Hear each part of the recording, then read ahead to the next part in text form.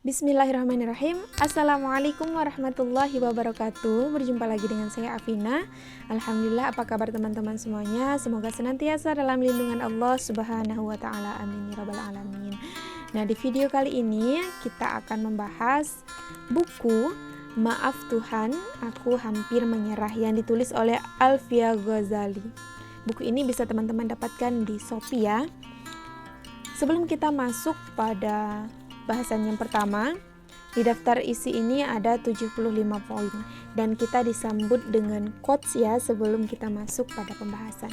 Bunyinya itu, teruntuk para pengendara waktu, bertahanlah sampai surga yang menjadi pelabuhan terakhir kita. Teruntuk kita semuanya, pengendara waktu yang masih Allah berikan kesempatan untuk hidup, yang masih Allah berikan kesempatan untuk bernafas, yang masih Allah berikan kesempatan untuk menginjakkan kaki kita di buminya. Bertahanlah, walaupun ujian, walaupun masalah datang silih berganti, yakinlah di balik itu semua tentunya ada hikmah yang Allah berikan. Tentunya ada pengajaran yang Allah titipkan agar diri kita ini semakin dewasa, agar diri kita ini yang awalnya tidak tahu menjadi tahu, agar diri kita ini yang awalnya lemah menjadi semakin kuat. Yakinlah Allah senantiasa bersama hambanya. Kita masuk kepada poin pertama, yaitu tentang hidup. Di sini bahas tentang hidup. Saya baca ya teman-teman. Hidup adalah serangkaian perjalanan yang akan membawa kita dari satu titik menuju titik yang lainnya. Setiap titiknya saling terhubung, membentuk garis kehidupan. Bermula dari kelahiran, berujung pada kematian. Di antaranya ada senyuman dan air mata. Hidup adalah serangkaian perjalanan. Benar sekali teman-teman. Kita sekarang sedang menjalani rangkaian perjalanan dari masa bayi menjadi seorang anak-anak, remaja, dewasa, dan menua. Semua itu rangkaian perjalanan yang pasti kita lewati hingga akhirnya nanti kita mengalami yang namanya kematian. Semuanya akan mengalami kematian. Baik muda, baik tua, baik kecil, ataupun yang sudah dewasa.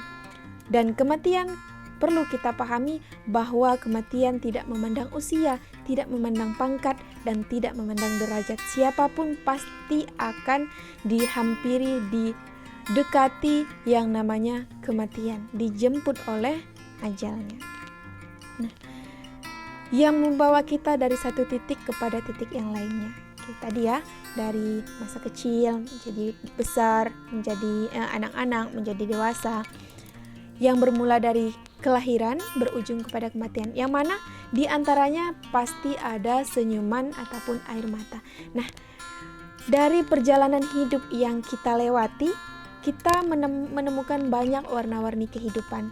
Kadang kita sedih, kadang kita bahagia, kadang kita marah, kadang kita kesal, kadang kita benci, dan lain sebagainya. Yang mana perasaan-perasaan itu hadir karena emosional kita, karena perilaku-perilaku yang mungkin ditimbulkan oleh diri kita sendiri ataupun dari orang lain, ataupun bahkan antara diri kita dan orang lain yang kadang menimbulkan kebencian dan lain sebagainya. Warna-warni kehidupan.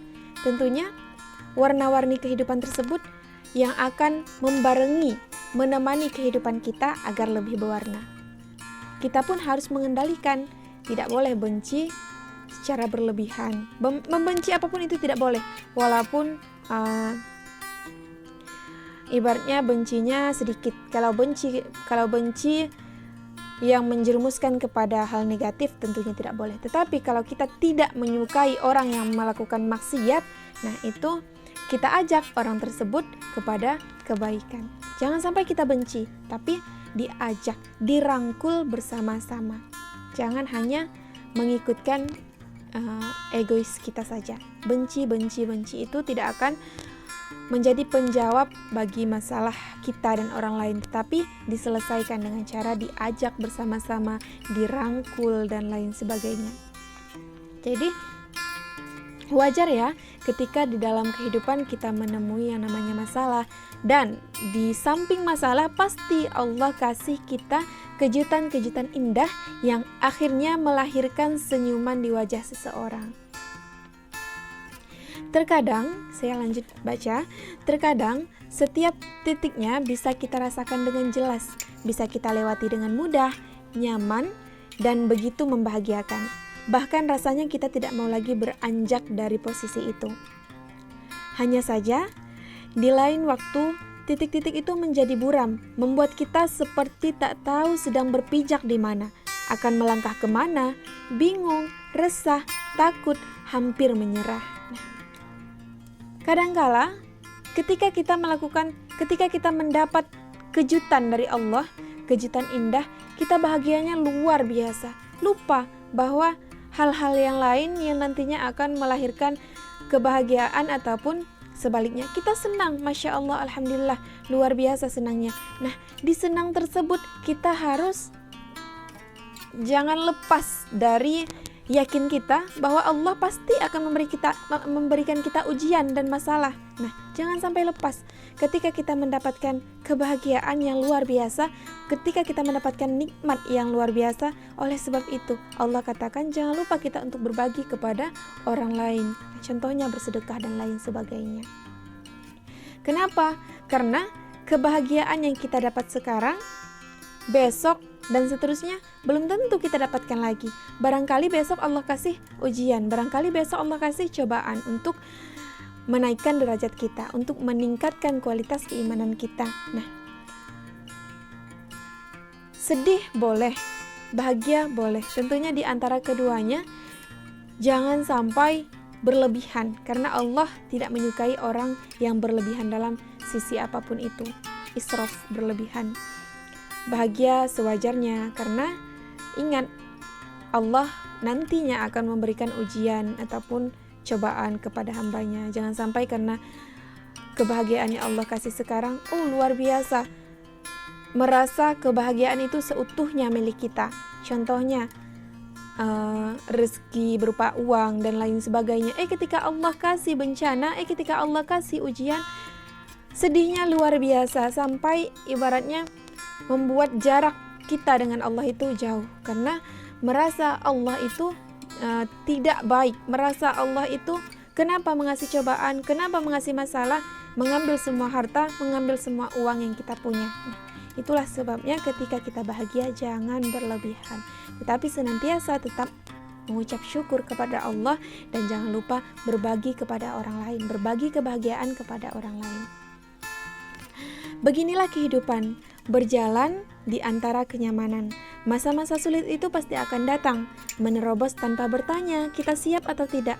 Tak hanya satu kali, bahkan bisa jadi terus berulang dalam berbagai bentuk yang mengguncangkan perasaan. Di sini dikatakan bahwa masa sulit ataupun masa senang itu datang menerobos tanpa bertanya-tanya. Allah kasih kebahagiaan, mendapat ibaratnya mendapat hadiah dari orang terdekat, mendapat kejutan, kado dari orang tersayang misalnya, kan luar biasa, tidak kita pinta-pinta, tidak kita paksa Allah. Begitupun sebaliknya, Allah kasih bencana, tiba-tiba motor yang kita kendarai bocor, tiba-tiba sepeda yang kita pakai bocor dan lain sebagainya. Allah kasih musibah, yang mana musibah tersebut tidak kita pinta-pinta. Tentunya yakin saja Allah senantiasa bersama hambanya dan Allah tidak akan membebankan hambanya di luar batas kemampuan hamba tersebut. Dari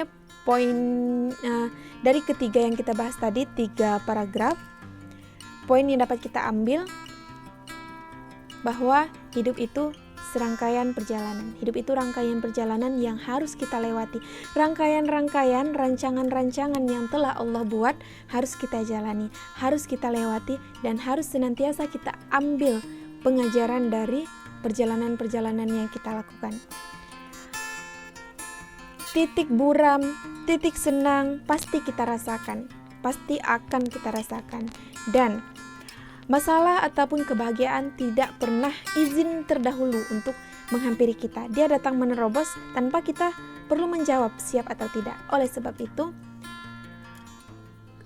sebab itu, senantiasa bersamakan Allah dalam kehidupan kita, bersamakan Allah dalam setiap langkah kita, agar kita yakin, agar kita kuat ketika masalah apapun yang datang, kita tidak menyerah.